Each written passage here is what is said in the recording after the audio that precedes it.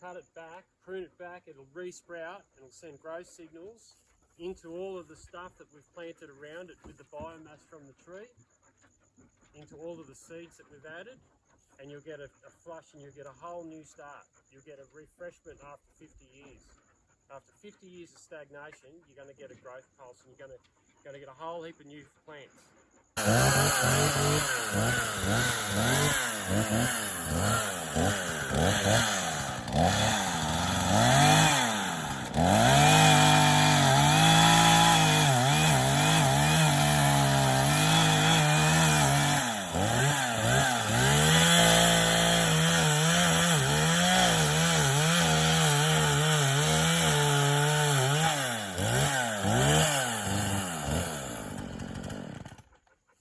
So bring it in here, come and have a look.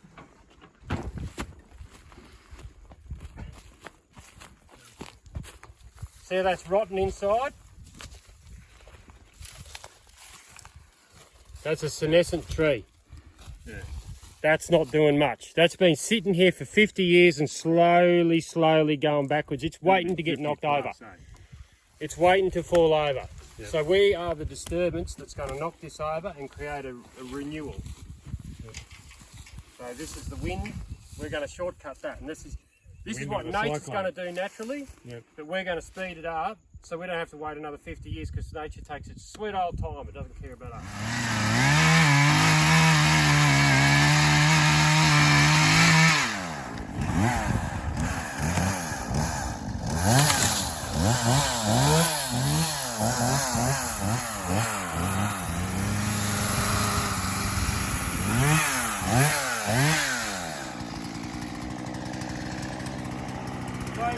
When we cut it up, we always make our cuts at the Y. On the Y or on Yeah, because if we cut there, then we're going to cut there. Yep. We don't want any forks. Well, we want as little as we can. Let's work our way down, see the next Y. There's 2 pieces of wood with 1 cut. See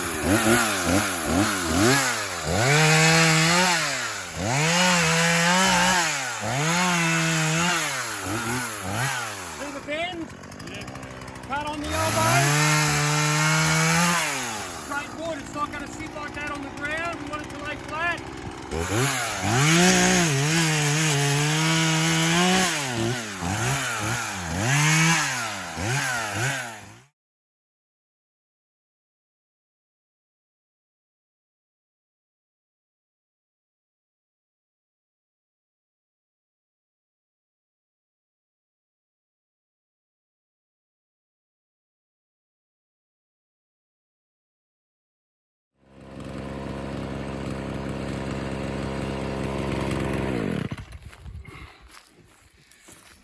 So the insect life and the fungal life that's come to bring this senescent plant back down to the earth, back down to the ground, is already building soil with the organic matter inside the trunk of the tree.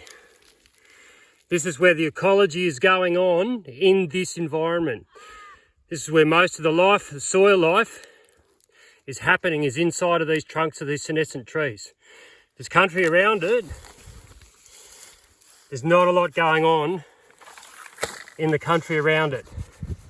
So here, have a look where the soil carbon is. That's where the carbon is. That's where the carbon isn't. So because of the environment and these conditions, this is where a lot of the ecology is occurring inside these senescent trees. So we can take all of this back to the ground and speed up and do what nature has been waiting to do for a long time. We can make it happen now. So that's our job. That's what we're going to do, Desi. We're going to bring all this back and kick-start it again with a growth pulse. We're going to bring all this business back to the ground, and it's going to help grow our seeds and trees. Can do. That's what's going to happen. And we can do this as we feel like it, moving away from our plantings. bits and pieces, and slowly bring the country back paddock by paddock, tree by tree, because this will become an island of growth. Yep. And it will influence those trees. It will counter the influence of those trees. That won't influence those trees, but it will counter the influence those trees have. Righto. So we stack it around the tree? So what we've got to do is we'll break this weed. Yeah. Just break it. We'd hit it with a secateurs or a machete if we had it, but we don't have to. We'll break it, and that'll prune it, and that'll create disturbance. We'll break all of this as if we're a big mob of cattle, or the damage caused by the tree falling. We'll break this and we'll create disturbance. And what happens is everything here is going to get the message. And then we're going to start a new phase. So break it up. We don't need to chop it all down and mow it. We could mow it if we wanted to, but the important thing is to break it and just let everything know that the disturbance has come. You could put a bale of hay there and throw the cattle on it if you wanted to. Yep. Right, so now we want to organise this wood around the tree so it touches the ground. Can we give you a hand? Yep. It's just got to pack as tight, make sure that every bit of wood is touching the ground. So we don't want them sitting on top of each other. So fit them in like a jigsaw puzzle somehow if we can.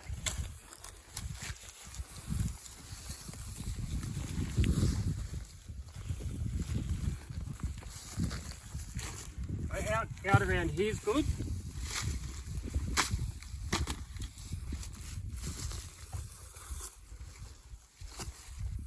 Yeah, make it all touch the ground.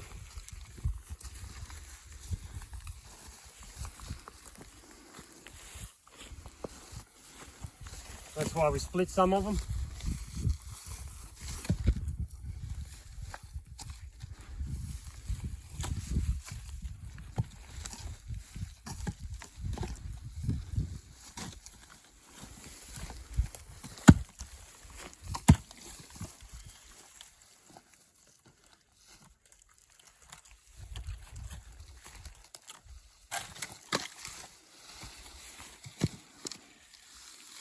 And we give it all back. What about the leaves? Yeah, so now Thursday's finished putting that down.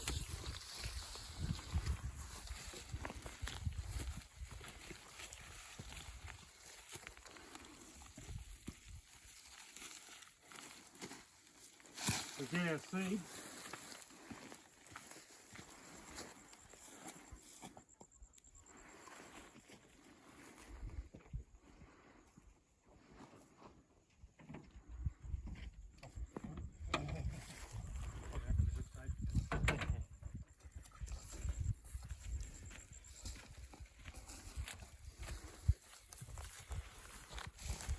So now we put in our seeds.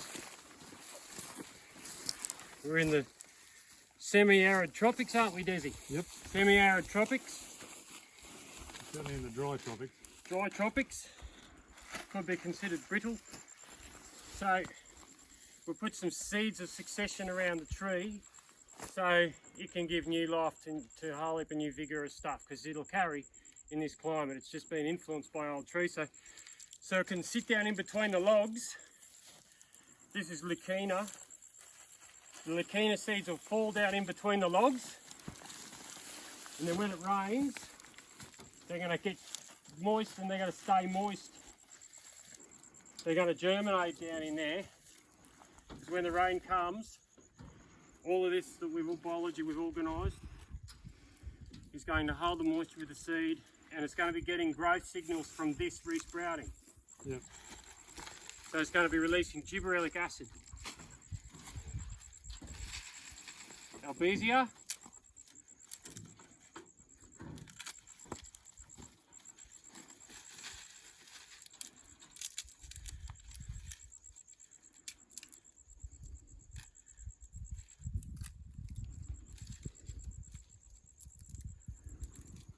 Now, if 4 of these come up, that's all we need. Yeah. But we're like nature. When a tree makes seeds, it makes thousands of seeds and only expects a very small amount of them to germinate. We have the same approach. So we put on as many as we can without being ridiculous, but ridiculous is good.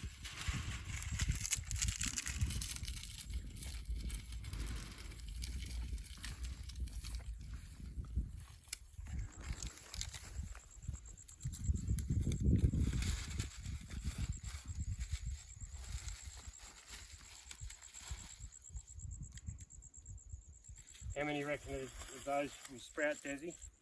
Oh, you get a couple. Oh, I know. Yeah. You're definitely going to get a few going there, aren't we? Yeah, bloody hell. So there are 2 trees from another species. Can't remember what name it is. But any species that are growing in the area and looking pretty good, we chuck them in. And you collected these in the local area? We collected them right here because we know they're growing well here, and we'll put some African mahogany seed in when they seed, and we'll put some other plants in when they seed, because they don't have to synchronise with the growth pulse of that. But if we planted any seedling, the transplant, it'd have to go in to synchronise with the recovery of that plant. But because these are seeds, they're dormant, and they'll come on and switch on when the growth signals come, when it's the right time. It'll be different. But if it's already alive, it's not dormant, but a seed's dormant. It's very simple. It's very, very, very simple. So there's some lab. When the rain comes, that'll germinate. Now normally at this point, Desi, we'll be putting in Rhodes grass, green panic, and those high succession C4s that we don't have the seed, but we'll be putting them in too, because we want an island of good grass. So and just before the first rain, as I could come down and put those on. Put it in, yeah. Yep. And we want to do that every time we do this, because it'll create, all your good stuff's going to grow in this. Yep. This is, we know already that things are going to grow just by what we see here, let alone the language that's going on underground in the soil. Yep. We've got some corn. So the lab's a medium strata, which is related to its light requirements. Corn is an emergent, so we've got some corn there. You can use sorghum for that too. Sorghum is emergent, and medium and emergent go together in stratification in syntropy, which is all that information can be found in courses.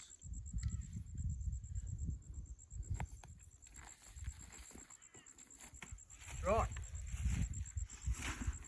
So now we put this stuff on.